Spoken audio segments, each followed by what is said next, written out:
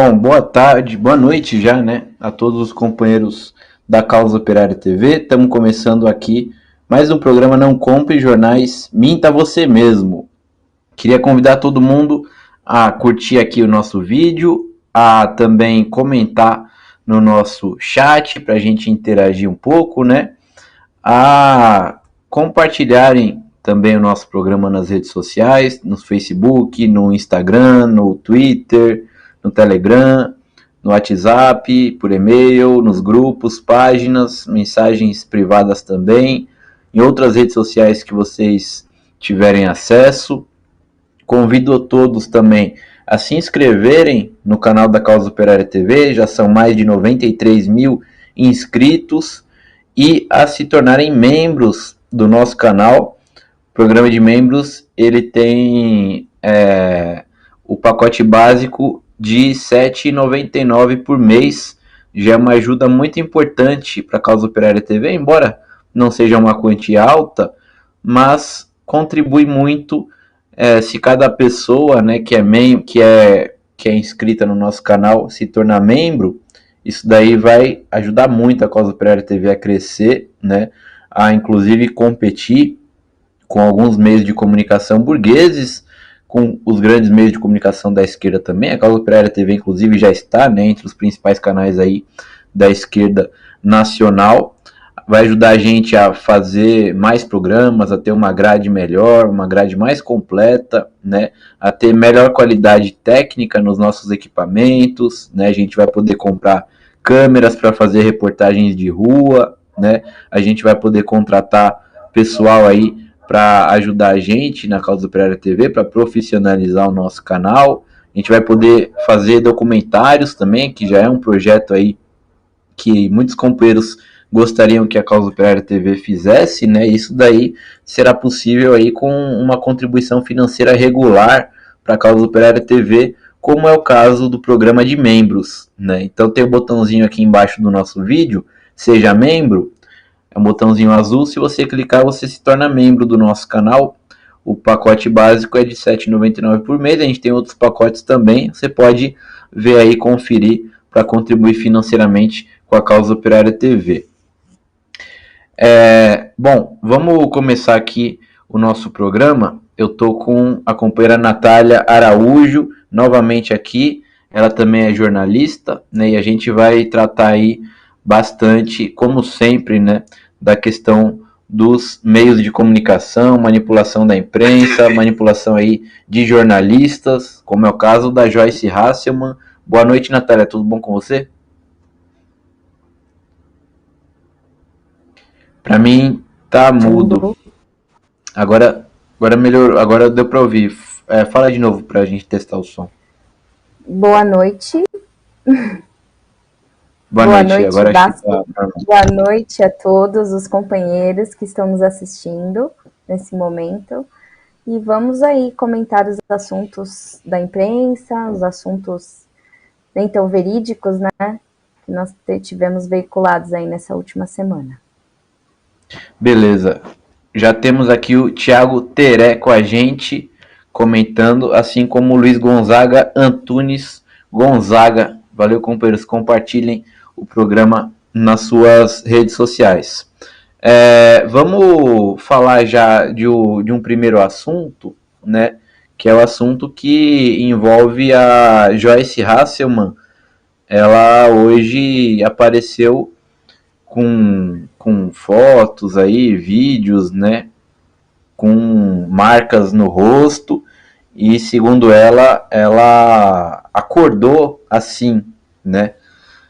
A gente que não é politicamente correto, a gente não vai ficar compadecido aí com uma fascista, até porque a gente, além disso, né, a gente não sabe o que aconteceu, se é realmente verdade, se nem ela, né, sabe, segundo ela própria, o que aconteceu. Mas eu vi pelo menos aí isso daí tomar conta do noticiário nos sites de esquerda, nem tanto nos sites aí da burguesia, tudo, mas principalmente nos sites de esquerda, né?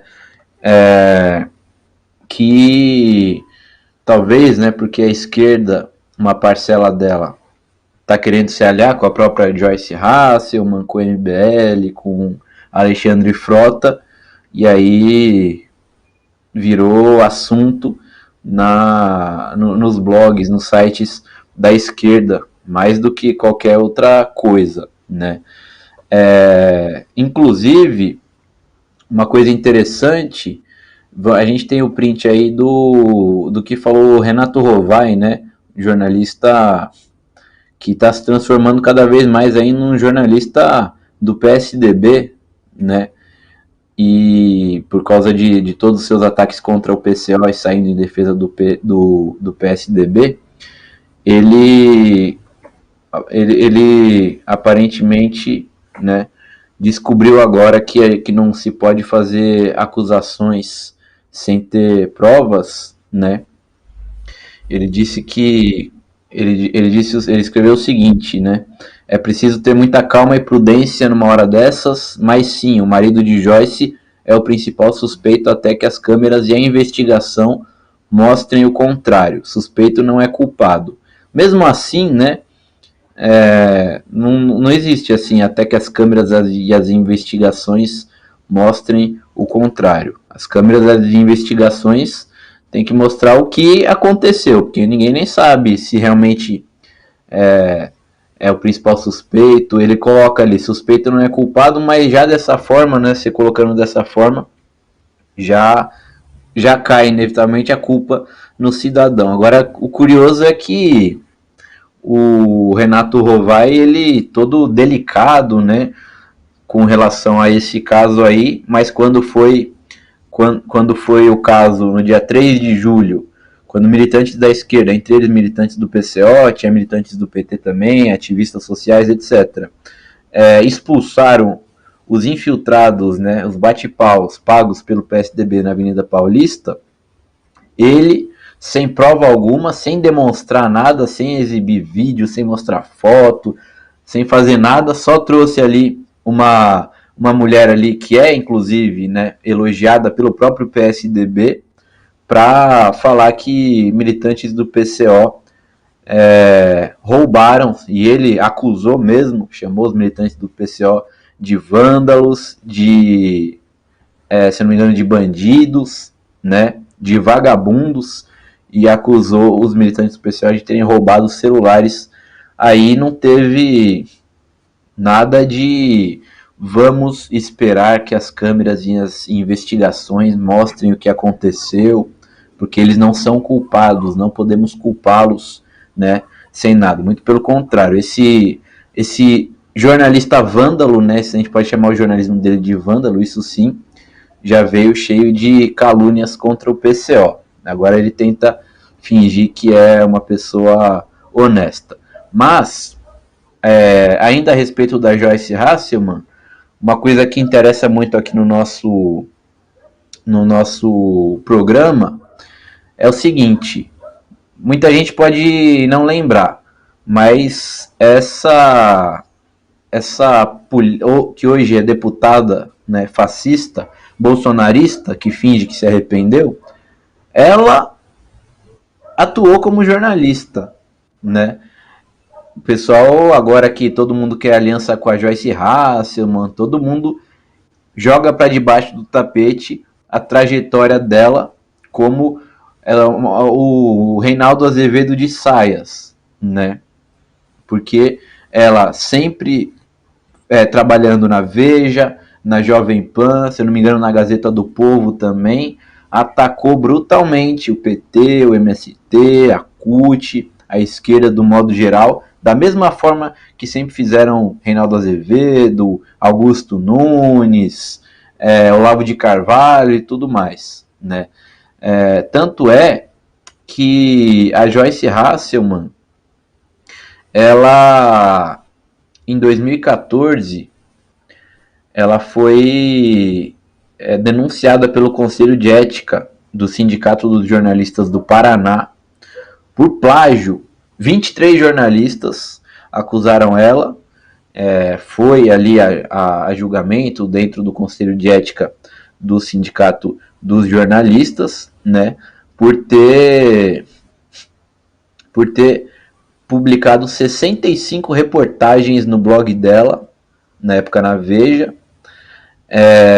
sem ter dado créditos, né? Reportagens da Gazeta do Povo, do site Bem Paraná, do G1, do Banda B também.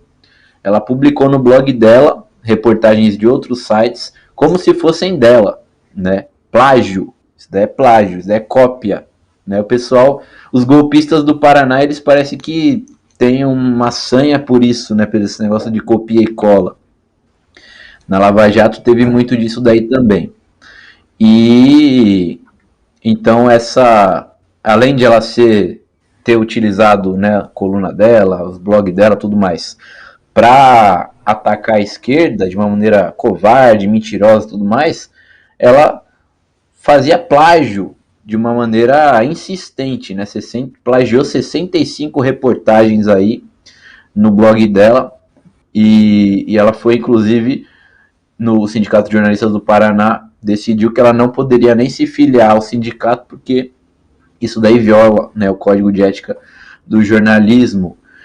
Uma coisa que o próprio Renato Rovai também fez, né, acusando os militantes do PCO sem provas. Se a gente quisesse também entrar com uma representação do Sindicato dos Jornalistas, por exemplo, de São Paulo, né, muito possivelmente ele também seria repudiado por causa disso, né. E a Joyce Hasselman, inclusive na época, né, ela, depois numa conta dela do Facebook, ela criticou, na verdade, né, ela direitista, fascista não critica, né, xinga, tudo mais. Falou que o sindicato era da CUT, e ela falou gentinha ligada à CUT, cheia de preguiça, inveja, tudo mais, né? E hoje essa fascista, ela é aliada da esquerda, né? Ô Natália, você também você acompanhou esse caso da Joyce Hasselman hoje? Queria que você falasse um pouquinho. Sim, sim. Então, eu vou dar uma visão um pouco assim pelo lado da violência, né? A violência contra a mulher, ela nunca é uma coisa, nossa linha, né? Nunca é de se festejar, apesar de ser uma pessoa como a Joyce, a violência ela não é bem-vinda. Violência no geral contra a mulher, mas eu sou muito suspeita. A entrevista foi dada com um tom muito controlado, as palavras controladas, se quisesse esconder realmente que foi descoberto porque na entrevista a primeira emissora que apurou o caso, descoberto porque o SBT teve acesso aos dados médicos dela no hospital em que ela foi socorrida.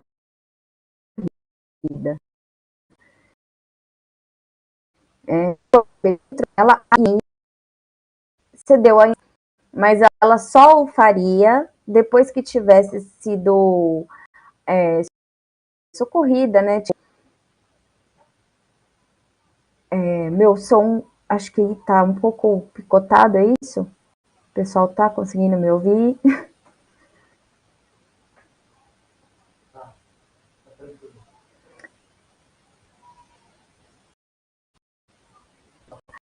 Ela só iria à mídia depois que ela estivesse bem, porque ela disse que preferia esperar para que tivesse mais pistas a respeito do caso dela, para manter em sigilo, que a investigação com a Depol seria um pouco melhor.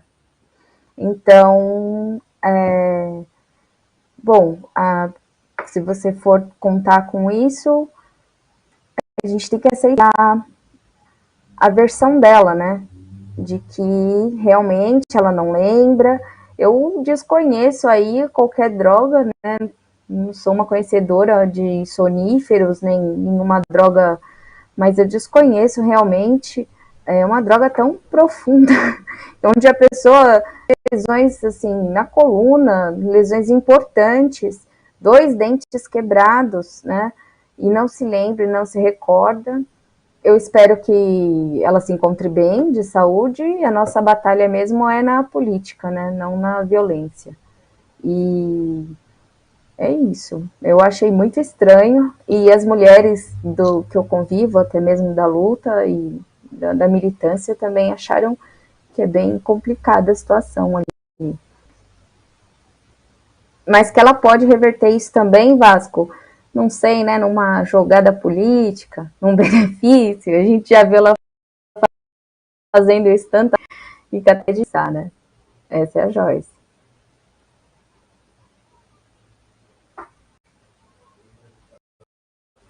Tá mudo, Vasco? Não tô conseguindo te ouvir. É o que eu deixei no mudo mesmo, perdão. Tá. A direita é mestre nisso, né? O Bolsonaro com a facada, ele fez um show, né? Ou então o Eduardo Leite, né, falando que é gay só agora, né? Justamente para poder emplacar aí uma candidatura, também, né? Fez isso daí. A direita faz isso daí com frequência, né? Utiliza isso daí sempre para ganhos políticos. O Levi está aqui com a gente, boa noite. Eric Menezes, nosso companheiro aqui do PCO, também apresentador do J5 e do Tição. Almeri Guerra também está aqui com a gente. E o Alberto Pereira. Valeu. Vamos falar agora um pouquinho. Vamos mostrar esse print, produção, de uma matéria do Brasil de Fato, a respeito das manifestações de amanhã, né, pelo Fora Bolsonaro, que vão ocorrer aí por todo o Brasil. A gente já tem o print.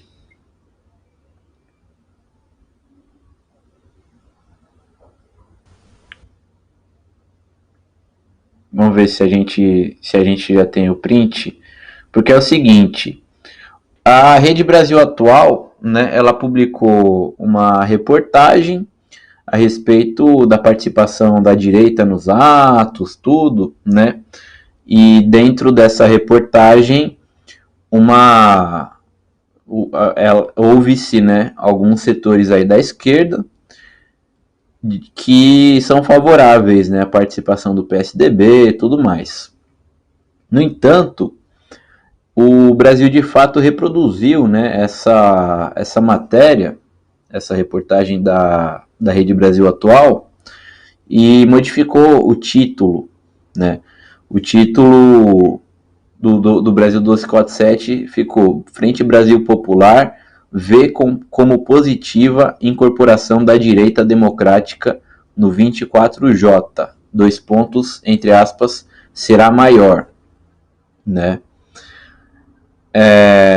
No entanto, existe um equívoco, né, aí nesse título, porque quem fala em nome da Frente Brasil Popular, quem é um integrante da Frente Brasil Popular que dá uma declaração de que é uma coisa positiva a participação da direita, é o Raimundo Bonfim, da CMP, né? Ele que é membro da Frente Brasil Popular. No entanto, colocando no título, né, que a Frente Brasil Popular vê como positiva a participação da direita, isso daí desvirtua um pouco o sentido, né, porque o PCO também participa da Frente Brasil Popular, né. É como se o PCO, um integrante do PCO, por exemplo, Antônio Carlos Silva, falasse, né, precisamos fazer a revolução e tomar o poder agora. E aí a gente colocasse no Diário Causa Operária, Frente Brasil Popular chama a tomada do poder, né? Não é a Frente Brasil Popular que está falando, é o integrante da Frente Brasil Popular que está falando, né? E aí, no caso, o Raimundo Bonfim deu a opinião dele, o Brasil de Fato levou isso daí como se fosse a opinião oficial da Frente Brasil Popular, que não é essa, né? Isso daí precisa ser discutido, tudo, né, em reuniões para ser deliberado, né? Inclusive a própria Frente Brasil Popular, no ano passado, ou retrasado, se eu não me engano, decidiu, né, que não aderiria à política de frente ampla, e essa decisão ainda está em vigor, né? E a política de frente ampla vai de encontro, né, à participação da direita em ações políticas junto com a esquerda. Então, um equívoco aí nesse título. Você quer falar também, Natália, um pouco sobre isso?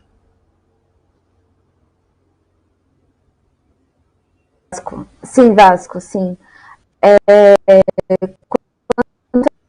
A Frente Brasil Popular é engraçado, né, que ela fala sobre todo, e a fala é tão dificultada no evento nas plenárias, né, o hábito de falar por todos, mas ninguém fala, ninguém acorda, ninguém sabe. Nós tivemos a última agora, os movimentos coletivos não informados pelo ato e ninguém foi informado, foi muito mal divulgado, mas e é isso. Problema com a comunicação, a gente tem que melhorar. Bom, vamos falar agora um pouquinho sobre... deixa eu... Produção, vamos mostrar um print agora da Folha de São Paulo, de um anúncio, né, que estava na capa da Folha de São Paulo hoje, que é de um instituto que apareceu recentemente, chamado COP, né? É uma ONG aí do setor da educação que está investindo muito aí em propaganda dos seus cursos. Essa COP, vocês estão vendo aí, esse daí é um print de hoje, né, da Folha de São Paulo, com esse banner: Soluções para o Brasil com Guilherme Boulos, da COP. Isso daí é interessante, né, porque à primeira vista, né, a gente pareceria que é uma coisa casual, né, mas todo mundo sabe que o Guilherme Boulos, do PSOL, ele é um garoto da Folha de São Paulo, né? Ele está no bolso da Folha de São Paulo, ele é colunista da Folha de São Paulo, em suas contas nas redes sociais, praticamente todos os dias, ele posta matérias da Folha de São Paulo, seja da coluna dele ou de outras, né? O DCO denunciou, e a Causa Operária TV também, durante as eleições do ano passado, né, que ele estava recebendo apoio da burguesia. Isso daí ficou claro com o apoio da imprensa burguesa, particularmente da própria Folha de São Paulo, a sua campanha, né, para tirar votos do Gilmar Tato, então candidato do PT à Prefeitura de São Paulo. Guilherme Boulos estava sendo apresentado de uma maneira muito positiva na imprensa, né? Ele que já havia sido colunista da Folha, logo em seguida ele voltou a ser, né, colunista da Folha. E aí agora ele é anunciado aí, né, por um banner desse instituto, COP, na capa da Folha de São Paulo. E muita gente, né, do PSOL, o próprio Boulos, né, e o Renato Rovai, né, ataca a gente também por ter ficado mordido com essas denúncias, mas fica cada vez mais claro, né, que o Guilherme Boulos é um homem da Folha de São Paulo, um homem da burguesia, dentro da esquerda, né. Se vocês podem, uma coisa, né, esse Instituto COP está sendo veiculada a propaganda dele na Rede Globo, aqui em São Paulo, né, no metrô de São Paulo, tem a TV Metrô, né, que são as telinhas que aparecem, que tem dentro dos vagões de metrô, né, com anúncios do governo, notícias do UOL, tudo, né, do Terra, e está sendo muito veiculado esses anúncios, né, dos cursos dessa ONG, COP. Se você entrar no site, né, é uma coisa muito obscura, não se fala quem que financia essa ONG. Eles apresentam a fonte de renda deles como se fossem os próprios cursos que eles vendem. Se eu não me engano, o curso custa R$35, né?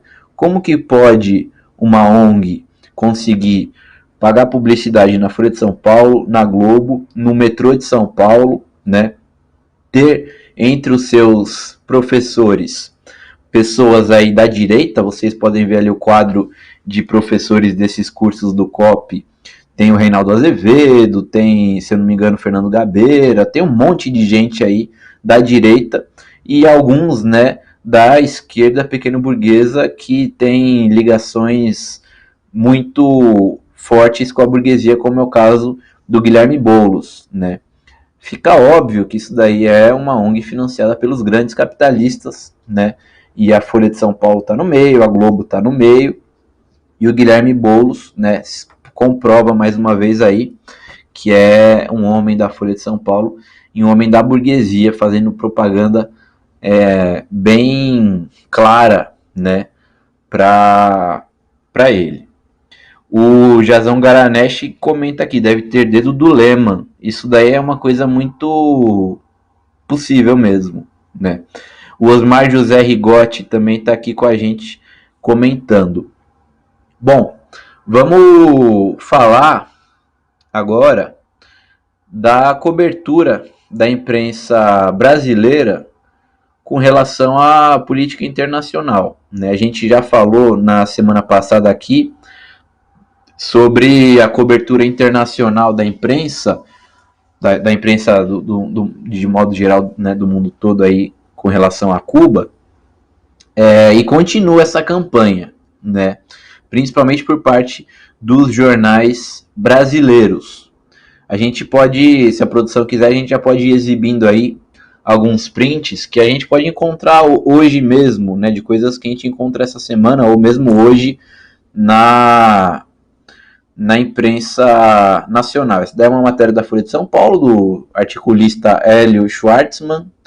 O problema de Cuba é que o regime parou de entregar bem-estar já faz um bom tempo. Vejam que não se referem a Cuba, né, como governo cubano, tudo. É sempre regime, que é sinônimo, né, de ditadura no linguajar aí da imprensa burguesa. Nunca eles falam governo, falam regime para dar a entender que é uma ditadura. E outro colunista ali, outro articulista, o Hélio Beltrão, publicou também nessa quarta-feira, na última quarta-feira, a coluna Protestos em Cuba são o fim do começo da ditadura, né? A Folha de São Paulo, que chama Cuba de ditadura, né? Oficialmente, assim como chama a Venezuela oficialmente de ditadura, embora não chame, né, a Arábia Saudita de ditadura, né? Não chame Israel de ditadura, não chame a Coreia do Sul de ditadura, ou a Colômbia de ditadura. Vocês viram aí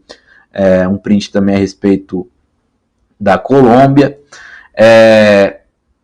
E aí, né, temos mais um print que é com matérias que você encontra no Google. Se você digitar Cuba, né, se digita Cuba aí no Google, isso daí a gente fez isso daí algumas horas atrás, ainda hoje, de tarde. Digitamos Cuba no Google e aparece ali sugestões de matérias. Uma matéria do Yahoo, aprovação das famílias dos detidos após os protestos em Cuba. O País, Cuba inicia julgamento sumário de participantes dos protestos de 11 de julho. Julgamento sumário, vejam. Isso daí só pode ser obra de uma ditadura cruel, né? E a Gazeta do Povo, 7 fatos que não te contaram sobre a Revolução Comunista em Cuba. Todo mundo sabe que a Gazeta do Povo, ela é um jornal basicamente nazista, né? E aí a gente tem mais, né, na Folha de São Paulo. Protestos em Cuba são o fim do começo da ditadura castrista. Com a Folha de São Paulo chamando Cuba de ditadura castrista. E a hora de dar adeus a Cuba também, né? Mais uma matéria totalmente negativa com relação a Cuba. Se você for procurar nos jornais brasileiros, você não vai ver nenhuma notícia que seja minimamente favorável a Cuba. Essa daí é outra. Refugiado no Brasil, ativista liberal cubano diz que mudança na ilha será gradual. Não entrevistam simpatizantes do governo cubano, nem nada, que formam a maioria da população cubana, né?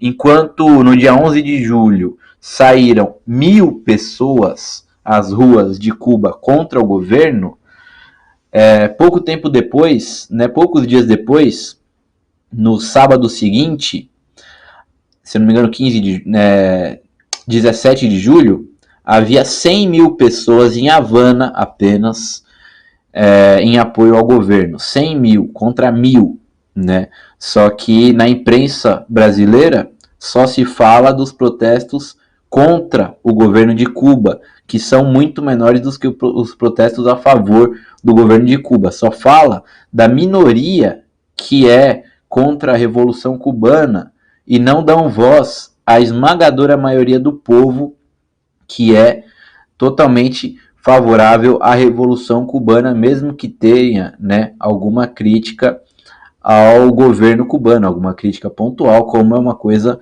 natural, né? E a gente está vendo aí a Prensa Latina, que é uma agência de notícias baseada em Cuba, uma agência de notícias internacional, com correspondentes em mais de 100 locais pelo mundo, tradicional, já faz 60 anos que existe a Prensa Latina, repercutindo a campanha do PCO, né, de solidariedade a Cuba. Agora, eu queria, vamos ver um exemplo aí para a gente comparar, né, a cobertura do que acontece em Cuba, por exemplo, com o que acontece na África do Sul, né? Hoje mesmo a gente também fez a experiência de digitar no Google África do Sul e ver ali notícias sobre os protestos, porque na África do Sul aí sim está tendo protestos diários, né? Já faz muito tempo contra o governo sul-africano, porque o país, né, 2% da população sul-africana apenas foi vacinada contra o coronavírus. O desemprego é enorme, muito maior do que no Brasil, né? A fome, então, nem se fala. E, além disso, o ex-presidente Jacob Zuma, um presidente, né, da ala mais nacionalista do Congresso Nacional Africano, que é o partido do governo, foi preso, né? Ele que já havia sido destituído do governo em um golpe interno dentro do CNA, e aí foi preso, né? Isso daí muito parecido com o que aconteceu com o Lula aqui no Brasil. E o povo, né, depois, já além de todas essas mazelas, se revoltou também contra isso. E a repressão comeu solta, está comendo solta na África do Sul, ao contrário do que acontece em Cuba, né? No entanto, a gente vê na imprensa brasileira como a gente acabou de ver, né? Muitas notícias falando da repressão do governo cubano. Vamos manter ainda o print, falando da repressão do governo cubano, ditadura, tudo mais. Enquanto que na África do Sul, 337 pessoas já morreram nos protestos. Como que essas pessoas morreram nos protestos? Morreram assassinadas pela polícia sul-africana. No entanto, olha o que falam, né, os jornais brasileiros. A Folha de São Paulo. Número de mortos pela onda de violência na África do Sul sobe para 37. Não foram mortos pela polícia, foram mortos pela onda de violência, né? A UOL. África do Sul. Violência deixou mais de 333 mortos e alimenta ressentimento. Nossa, essa violência assassina, né, uma coisa que está aí pairando no ar, a violência, uma coisa metafísica, né? Matou mais de 300 pessoas. E o R7, África do Sul, número de mortes em onda de violência sobe para 337 pessoas. Violência pode ser um manifestante que matou outro, pode ser um cachorro que foi lá, mordeu, e aí o cara foi pro hospital, pegou doença, não sei o quê, poderia ser um monte de coisa. Mas foi o governo sul-africano que mandou a polícia matar a rodo as pessoas. Só que a imprensa brasileira não fala que foi a polícia, fala que foi a onda de violência, né? E enquanto que em Cuba, né, uma pessoa morreu nos protestos, e aí, nossa, já estão pedindo intervenção humanitária, a imprensa falando que é ditadura, repressão cruel, direitos humanos, tudo mais. Notícias diárias sobre Cuba em todos, se você acessar agora, qualquer Globo, Estadão ou Folha, você vai ver que tem na capa uma matéria sobre Cuba, mas não tem nada sobre a África do Sul, você tem que garimpar. E aí você procura no Google África do Sul e fala dos protestos, tudo, dos mortos, mas não fala que foi a polícia que matou, foi a onda de violência. Né, Natália?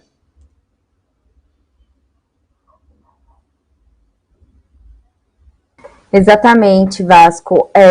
A imprensa, ela faz isso com o olhar das pessoas, né?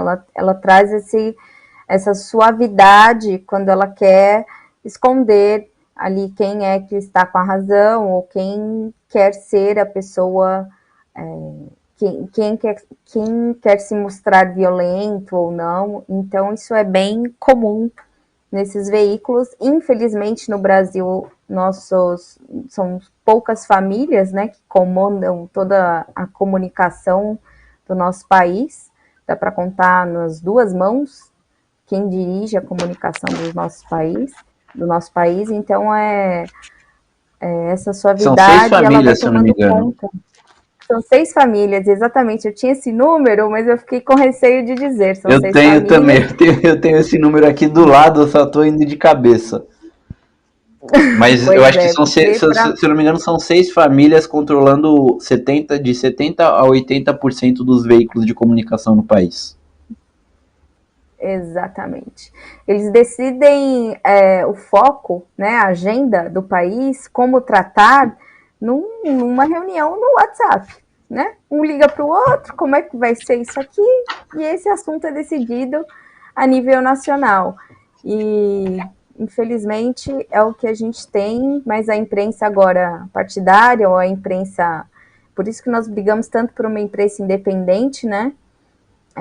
E pedimos tanto a colaboração dos nossos membros e inscritos para que a gente continue trazendo a verdade, né? O outro lado da história, o contraponto, e desmascarando. São todas técnicas, né, para fazer, para amansar, manipular as pessoas aqui no Brasil, né, para que eles pensem que sabem, mas na verdade estão sendo enganados e escondendo, estão omitindo a verdade deles, né?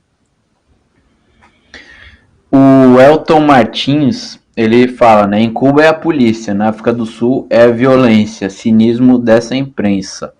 A reflexão sempre tá assustada aqui, mais de 300 nesse momento aqui devem ser mais de 340, né, mortos aí nos protestos da África do Sul pela violência, né, que pode ser traduzido, né, para o português bem claro, pela polícia, né. Eles colocaram o exército na rua, né? Na África do Sul, o exército, eles colocam... a semana passada foram 10 mil soldados. Então, e Cuba é a ditadura militar, né? Sim, Cuba é. Cuba é ditadura. A África do Sul é um exemplo de democracia. É o que nós estamos vendo agora. Até porque a África do Sul hoje é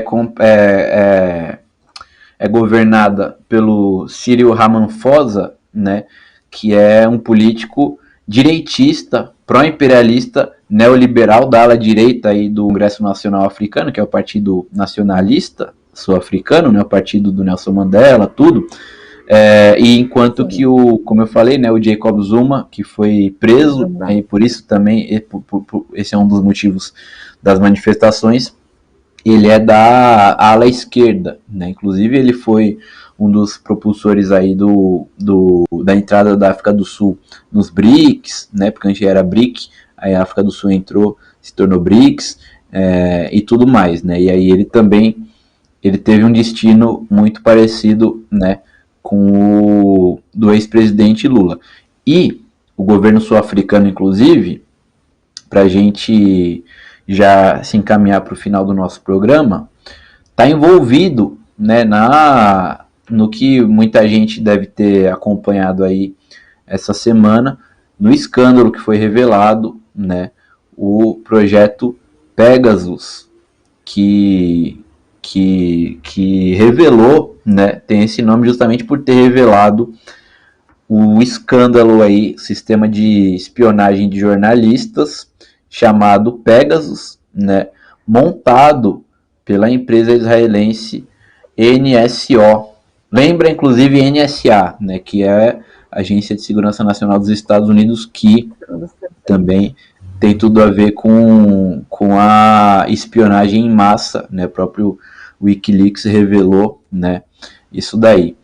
E o Pegasus, né, ele foi um sistema aí dessa empresa privada israelense que trabalhou junto, né, tem trabalhado aí junto de diversos governos, inclusive o governo da Hungria de extrema direita, né, do Viktor Orbán, o governo da Índia de extrema direita também, né, o reino do Marrocos, entre outros países, tudo isso daí para espionar jornalistas.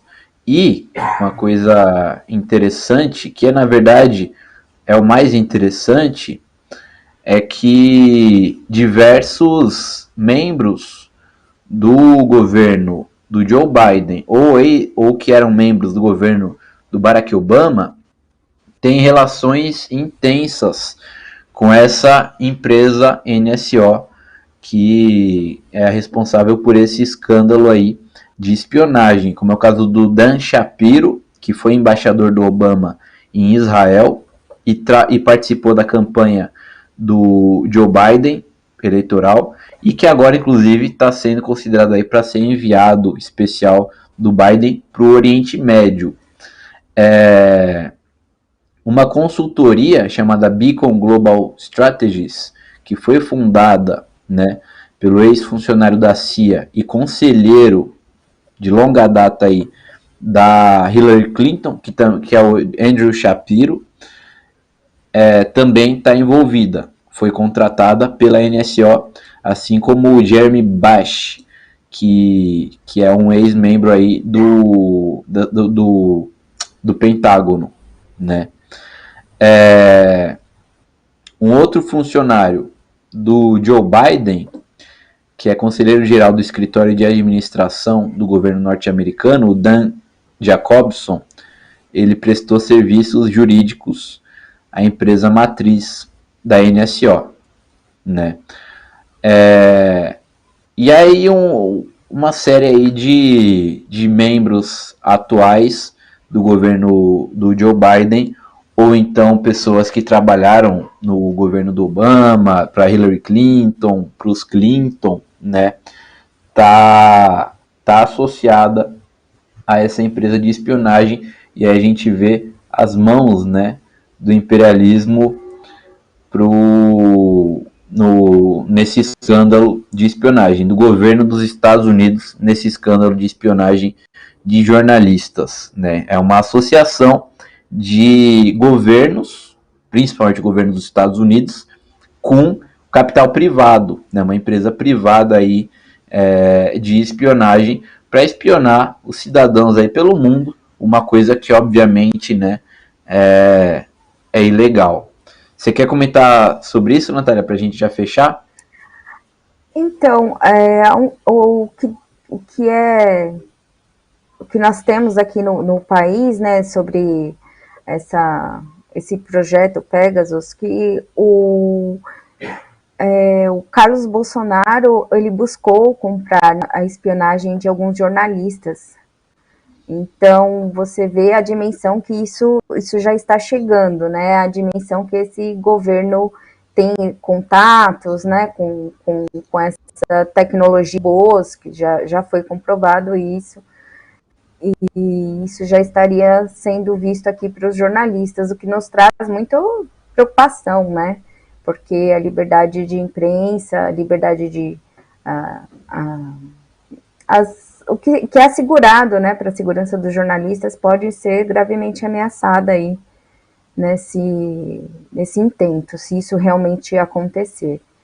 Então a gente tem que denunciar, né, e sempre ficar atento aí nas notícias a respeito disso, para que a nossa comunicação também não sofra nenhum tipo de ataque. Já é tão difícil, né, nós trazermos a verdade, então que nós consigamos assegurar a segurança de informação aqui dos nossos jornalistas, não estarem em uma lista, né, de preferência. E mais uma vez, né, não é o governo de Cuba que está espionando os jornalistas, não é o governo de Cuba que tem um monte de funcionário ligado aí a essa imprensa que espionou o mundo, essa empresa que espionou o mundo inteiro, é o governo dos Estados Unidos. Cadê a imprensa brasileira falando que os Estados Unidos são uma ditadura, tudo mais, falando dessa ligação? Nem tem reportagem, na verdade, na imprensa brasileira falando da ligação do governo dos Estados Unidos com esse novo escândalo de espionagem. Mas vai ter reportagem amanhã no Diário Causa Operária. Nossa correspondente em Nova York, Adriana Machado, escreveu uma reportagem sobre isso. Você vai poder ler no Diário Causa Operária amanhã. A Suemis Tenório comenta: PCO, partido que não arrega. 24J, militância raiz, PCO. E o Proletário também comenta aqui com a gente. A Reflexão Sempre enviou um super sticker. Já que falaram, né, aqui do ato de amanhã, no dia 24, e a gente falou de Cuba, né? Vocês que vão nos atos de amanhã, preparem-se aí para se depararem com as faixas do PCO de apoio a Cuba e denúncia do bloqueio econômico do imperialismo. Vocês podem ver essas faixas amanhã que já estão prontas aí. Você pode acessar o Diário Causa Operária também, que temos matérias sobre as faixas que já estão prontas. O PCO continua na campanha aí pelo fim do bloqueio econômico contra Cuba.